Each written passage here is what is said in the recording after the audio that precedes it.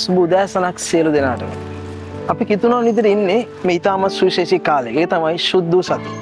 අපි දන්නා දෙවියන් වහන්සේගේ ඒකජාතක පුත්‍රයාණන් උන්වහන්සේ මාංශත්වයට ඇවිල්ලා මනුෂ්‍යත්ව වෙන උන්වහන්සේගේ මෙහෙවරේ යෙදিলা උන්වහන්සේගේ මේ මෙහෙවරේ ප්‍රධාන කාර්යය වූ කුරුසපත් වීම නැත්නම් උන්වහන්සේගේ දුක් විඳීමේ කාලයට උන්වහන්සේ සූදානම් වෙන කාලය ඒ සිහිපත් කරන කාලයක තමයි අපි හැමෝම ඉන්නේ. ඉතින් මේ වෙලාවේ මම ඔබත් එක්ක කැමති උන්වහන්සේගේ වචනේ කොටසින් ඔබව ධෛර්යමත් කරන්න. අපි බලමු 1 යොහාන් 4 වන පරිච්ඡේදයේ 18 වෙනි පදය.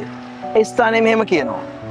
ප්‍රේමෙහි බය ඇත්තේ නැත, සම්පූර්ණ ප්‍රේමය බය දුරු කරයි.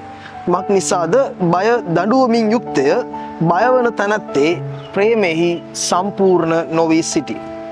ඉතින් ප්‍රේමවන්තයනි මේ උදෑසන උන්වහන්සේගේ වචනේ අපිට කතා කරන දේ තමයි ප්‍රධාන කොටස් 4ක බැලුවොත් ප්‍රේමය, බය, දඬුවම මේ කාරණා ඒ වචනේ තුලින් අපිට කතා කරනවා. ඉතින් ඇත්තටම අපි සියලු දෙනාම බය වෙන කාරණයක් තමයි අපි යම්කිසි වැරද්දක් කරොත් අපි සියලු දෙනාම බයයි. ඇයි අපි ඒ බය වෙන්නේ නේ?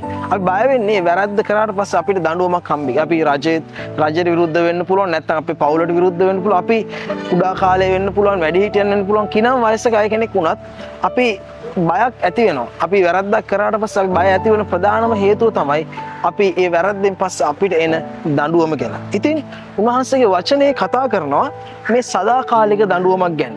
අපි බැලුවොත් උන්වහන්සේ යේසුස් වහන්සේ සහ ඊට පෙර සහ ඊට පසු බයිබලයේ බොහෝ ස්ථානවල උන්වහන්සේගේ වචනේ කතා කරනවා මේ සදාකාල දඬුවම නැත්නම් සදාකාල නිරය ගැන. ඒ වගේම විනිශ්චය දවස ගැන. ඉතින් අපි බැලුවොත් අපි මේ මිනිස්යන් ඉදිරියේ අපි හැමෝම බයයි සදාකාලික දඬුවමකට.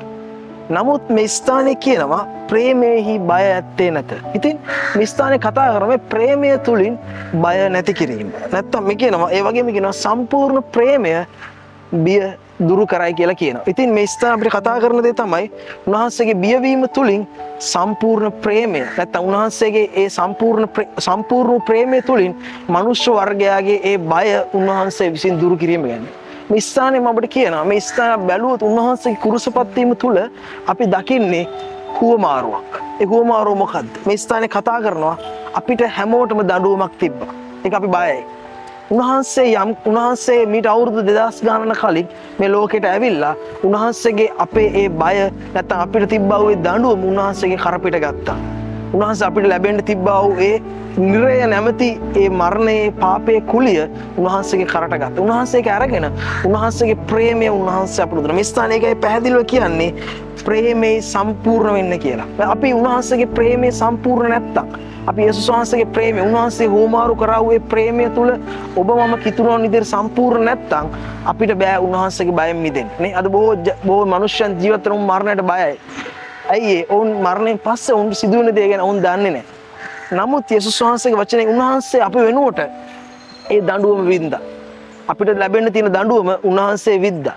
ඒක විඳගෙන උන්වහන්සේගේ කාර්යය උන්වහන්සේ සම්පූර්ණ. ඉතින් ප්‍රේමවන්තයන් මේ උදෑසන මම ඔබට කියන්නේ උන්වහන්සේගේ ප්‍රේමය උන්වහන්සේ අපිට පෙන්නලා ඉවරයි.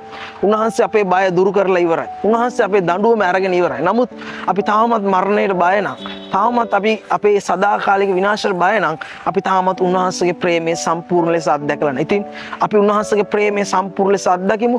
උන්වහන්සේගේ දුක් විඳීම තුලින් උන්වහන්සේ අපිට ලබා දුන්නා වූ ප්‍රේමය අපි මේ උදෑසන අපි එකිනෙකා කෙරෙහිද අපි උන්වහන්සේ අපිට දුන්නා වගේම අපිත් එකිනෙකා කෙරෙහි ලබා දෙමු.